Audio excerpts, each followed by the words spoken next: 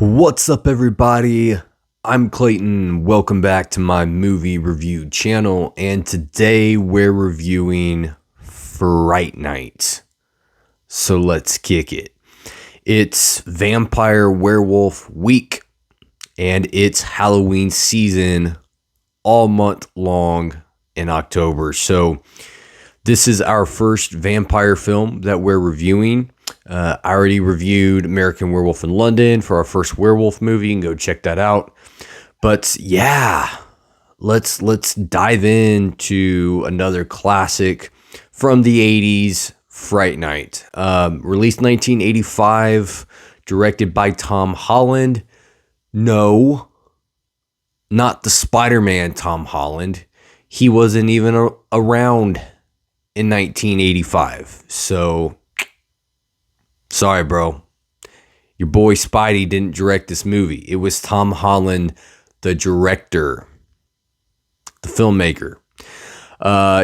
So I grew up watching this movie. This is one I've seen many, many times. And I do think it's one of the best vampire movies out there. I'm not a big vampire guy. If you saw my American Werewolf in London review, you know that I'm definitely more of a werewolf guy. I just always have found werewolves to be more interesting, cooler, better. So yeah, but I do think there are some good vampire movies out there, and this is definitely one of them. This is a great film, a great vampire film, a great horror film. It's a great film. So starting with the positives of Fright Night, one thing that has always stood out to me with this film is Chris Sarandon as Jerry Dandridge, our antagonist, our vampire character. He is fantastic as that character. I think he plays the role really well. He brings a certain charm and charisma to that character. He can be very charming and very friendly at times, very amiable, but then he can turn right around and be completely terrifying. And I think he just showed his talent as an actor in this film, what all he can do in his range from being a really amiable guy to a really frightening, no pun intended, guy. So yeah, he always stood out to me as one of the best vampire characters, and a really good performance of that character in this movie. So other acting performances, Roddy McDowall as Peter Vincent. He's another standout positive for me. I really like his character, Peter Vincent, the famous vampire slayer. He plays this TV guy, this TV actor in the movie who has this famous TV show called The Vampire Slayer, and he's known as the famous vampire slayer because that's the character he plays in that TV show in this movie. But he is kind of coming to the end of his career. People aren't watching the show anymore, so the studio is kind of moving on past him. And our main protagonist, Charlie Brewster, has a vampire move in next door to him and realizes pretty quickly that he's going to need some help to fight this vampire. So who else are you going to turn to but the famous vampire slayer? You're not going to turn to the random guy on the street. You're not going to go to your boss at work, be like, "Hey, boss, hey, I kind of got this vampire that's living next to me now. Do you mind bringing like some garlic or some steaks or something? Let's go over there and make some barbecue out of them." You don't do that. You don't go to your manager. That's like rule number one. Rule number one on the don't do if a vampire moves in next to your rule book. The very first rule in that rule book is don't go to your boss. Don't go to your employer. Check it out. Get the rule book and read it for yourself if you don't believe me. It's there in black and white. Don't go to your boss.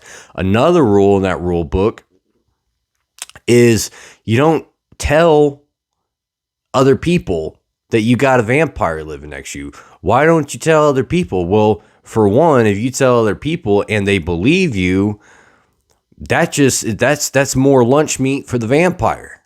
That's more lunch meat for the vamp. He's just he's gonna eat your friend. He's gonna bite them. He's gonna turn them, and then he's gonna eat them and drain their blood. And that's a no-no. And then if you tell your friend and they don't believe you, now you just look foolish. You look like a dummy. No one wants to look like a dummy. So you don't tell your friends. You don't tell your boss. You go tell the famous vampire slayer. That's what you do. That's like in large font. In the rule book, it says, go tell the famous vampire slayer about your vamp problem. That's the rule. So, yeah, Charlie Brewster, what else is he going to do but go tell the famous vampire slayer, hey, bro, I got this vamp. I got this vamp problem. Bro. And he just moved in next door to me, and I got to exterminate him. Because I ain't looking to have no vamp living next to me, bro. So come help your boy out. That's what you do. And that's what Charlie Brewster did. So respect, all right? But the story here is I think it's well written. I think the script is very well written. It's coherent, makes sense, and it flows pretty well. I think that the director, Tom Holland, he did a really good job directing this film as far as the pacing goes. It doesn't feel like a long movie. It doesn't feel like he spent too long on any one act or scene or character in this film. I think everyone got the screen time that they needed. All the scenes were well directed. It's just a really good film, and it's structured well, it's written well, it's acted well for the most part, and it's directed well. That's a good film, folks. But yeah, I really liked those two characters in particular, Jerry Dandridge and Peter Vincent. I thought both characters were acted really well by their actors. But also Stephen Jeffries. Let's talk about him. Ed Thompson. I just call my boy Eddie. Why would you just call him Ed? That's weird. You're leaving off the D, the D-I-E, the D. Don't just call him Ed. Call him Ed D. That's what we do. So yeah, my boy Ed D. He's an interesting character in this movie too, because he's kind of like a weirdie. You know, you guys know any weirdies like Ed? Ed's a weirdie, but he's incredibly entertaining. I think that Jeffries played that character well. He certainly brought a certain charm. I know I say that a lot, but I can't think of any other words. Like charm. He brought a lot of charm to that character, and that character's incredibly entertaining. When I watch this movie, I'm always invested when he's on screen. He's just a very entertaining character. So now, not a great friend. I think Charlie Brewster would be the first one to tell you that. Ed, you don't want Ed as your wingman. You know, he's not going to be there. He's not your wingman. He's not going to be the guy to take care of you. He's not the guy you want in a foxhole with you. That's for sure. But entertaining. Yeah, he's entertaining. So I think this movie is full of entertaining characters. I really do. And I think it's just a well-made film. You know, it's just a well-made film. There aren't anything in this film that like really bothers me. There's a couple negatives I do have that we're about to get into. But there isn't anything that significantly bothers me in this film. It was 1985 when this movie was released. All right, so it's not the most recent vampire film. There are some, you could point out some things of the time of the 1980s that could probably be done better or probably be handled better today. But it was 1985. All right. And this film almost didn't even get made because they couldn't get a director to actually make this film. And then Tom Holland, not Spider-Man, was like, yo, throw me in, coach. I'm right here. Just let me just put me in the game and I'll make it happen. I'll make some plays. And that's exactly what he did. So big credit to Tom Holland for getting this film made.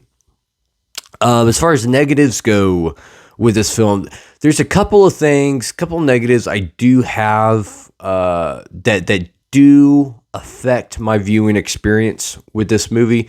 Not drastically, not significantly, but just enough to kind of bring it down a little bit. And one of those negatives I have is Charlie Brewster himself. The man, the myth, the legend, Charlie Brewster. Look, Brewster, I ain't got a problem with you, bro. You're a cool guy, it seems like. You know what to do if you get a vampire moving in next door to you. You go grab that famous vampire slayer of yours and you go, you go put a stake through his heart. But I don't know if it was in the acting or if it was just how the character was written and directed. But I have always found Charlie Brewster to be annoying. And I don't know if I'm the only one that feels that way. Let me know if you also think Charlie Brewster is annoying. I just have always found him to be annoying. Like the way that the way he treats his girlfriend, for one, is just like, bro, you don't treat your girlfriend that way. It just seemed like he had never had a girlfriend before. It seemed like he wasn't raised properly as far as being raised on how to treat women in general and how to treat girls. So yeah, his attitude towards his girlfriend has always been like annoying. And then just his temperament. I feel like he just goes from 0 to 100 like that. Like there's no building up to him getting angry. He just gets angry, 0 to 100. And it's like, dude, calm down, bro. Calm down, broski. It's okay. It's going to be okay. We'll figure this out. We'll go get Peter Vincent. We'll, get the famous vampire slayer. We'll take care of your vamp problem you got going on. All right. We're aware of it. We see you. We see you out there. But just chill, bro. Just calm down. All right. But yeah, he's just he's a little too over the top for me, I guess. I've always found him annoying. I don't think he's a good friend to Ed. Now, granted, Ed isn't the best friend to him, but he could help their friendship by being a better friend to Ed. I think he could have probably, I don't want to say he could have prevented his girlfriend, Amy, from getting seduced by Jerry Dandridge. But I think he could have at least made it a little harder for Dandridge to seduce Amy, because if he would have treated Amy better, then I think Amy would have been more, more invested in him and more loyal to him. So, yeah, I think that Charlie Brewster, a little bit annoying character to me. He's definitely not like one of the most annoying characters in horror. He's definitely not that. I'm not going, I'm not going long with this, but he is annoying, and he does affect my viewing experience, because every time I see this movie, I just want to, slap him around a little bit and be like, bro, get your act together, man. You got a vamp problem you got to take care of. You don't need to be on your girlfriend's case 24/7. You don't need to be on your friend's case 24/7. You need to go fix this vamp problem you got. Go grab Vincent. The two of you grab your stakes, hide your kids and hide your wife, and go take care of this vamp. Go exterminate that house and get rid of all them vamps, and then, fix your relationships. But yeah, Charlie Brewster, annoying character. Also, why didn't Jerry Dandridge, and maybe I've missed this every time I've seen this movie, which is possible, I guess. But why didn't Jerry Dandridge just kill Charlie Brewster? Like, he's a vamp. He's got all these powers. You know that this kid is like trying to get you to move out. He's trying to kill you. He's trying to get you to leave. All you got to do is wait for the sun to go down, fly into his house, and kill him. And he never does. Like, how long has Jerry Dandridge been around? Are we ever told? I don't think we're told how old he is exactly. But he's a vampire. You know that Charlie Brewster isn't the first kid that he's probably had confrontation with. Why didn't you just kill him? Like, what threat did Charlie Brewster ever really pose to Dandridge? None. And yet he could have stopped all of it by just killing Charlie, and he never does. And I just, looking back in this film, I'm like, why did he never just kill him? He had so many opportunities to just kill Charlie Brewster, and he never did. It's like, bro, okay, you're a vamp, dude. Just go vampire on him and kill him. That's what I would have done if I was the vampire. Thankfully, I'm not a vampire because I don't even like vamps. But if I were a vampire, I would have killed Charlie Brewster. All right. So yeah, those are a couple of negatives for me. But overall, guys, it's a great film, great vampire film, great horror film. One of my favorite vampire movies. I think it's one of the best vampire movies of all time, personally. I know a lot of people, might have The Lost Boys. Know a lot of people like Salem's Lot. You still have those old school horror vampire guys that love some of the older Dracula movies. For me personally, Fright Night is probably the best of the lot. I know Near Dark is another one that a lot of people love. I'll be reviewing that one. Had a request to do that one, so I'll be reviewing Near Dark as well, give my thoughts on that one. But me personally, if I had to choose one vampire movie as my favorite, it would probably be Fright Night. I think this is the one that I've seen the most. And so there's obviously something about this one that draws me back to it more than any other vampire movie. So yeah, I would probably say Fright Night is my favorite vampire film. Overall, my overall rating here, 4 stars. I do think it's a great film. I really do. It's a great vampire movie. Have a really good time with it, and it still holds up. There's still that entertainment value. It's got all the classic vampire lore in it. The vampires can't enter a house without being invited in. They burn up in the sunlight like they're supposed to.